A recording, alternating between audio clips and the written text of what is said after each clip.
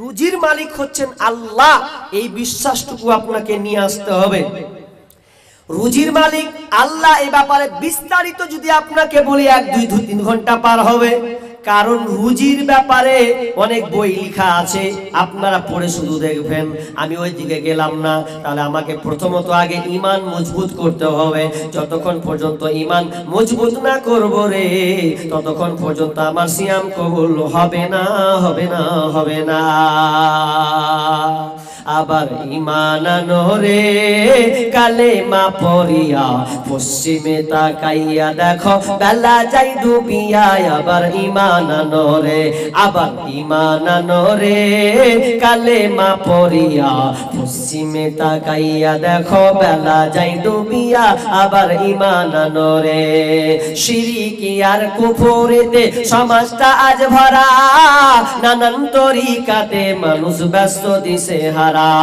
শিরকি আর কুফরিতে সমাজটা আজ ভরা, নানান তরিকাতে মানুষ ব্যস্ত দিশে হারা।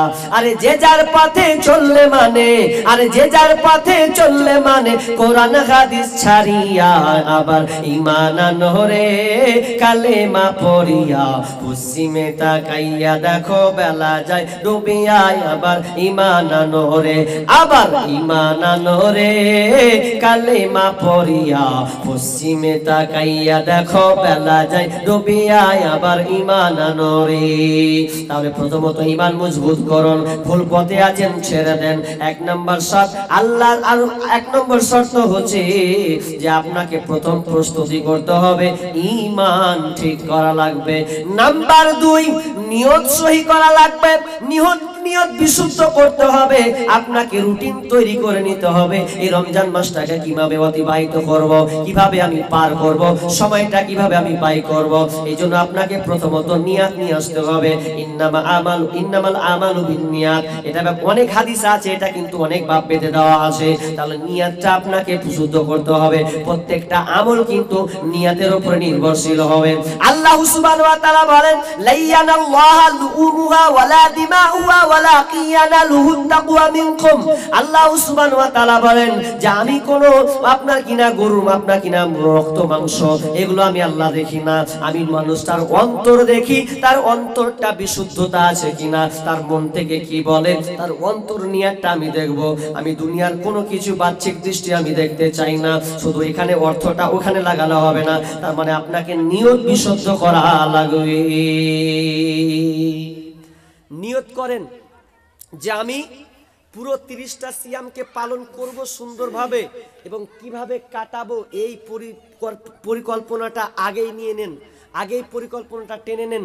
তাহলে দেখেন আল্লাহ তাআলা, কেন জানেন, নিয়তটা এমনই একটা জিনিস যে মানুষ নিয়তকে যদি ভালো নিয়ত করে আর যদি মরে যায়, তাহলে আল্লাহ তাকে তার সওয়াব দিয়ে দেবেন। নিয়ত এত দামি জিনিস। আপনি নিয়ত করেছিলেন রমজান মাসে রোজা রাখবো, আপনি রাখতে পারলেন না, কি হয়তো আপনি অসুস্থ হয়ে গেলেন বা আর কিছু হয়ে গেলেন, বা আপনি দুনিয়া ছেড়ে চলে গেলেন, তবুও লিপিবদ্ধ করা হবে যে ওই বান্দা নিয়ত করেছিল। আর একটা মেসেজ মন আপনাকে বলি, ভালো করে শোনো মেয়েরা। মানুষ 30টা রোজা করতে গিয়ে অনেক সময় মানুষ আধা দিন ভুলে যায়, উঠতে পারে না, এরকম হয় না?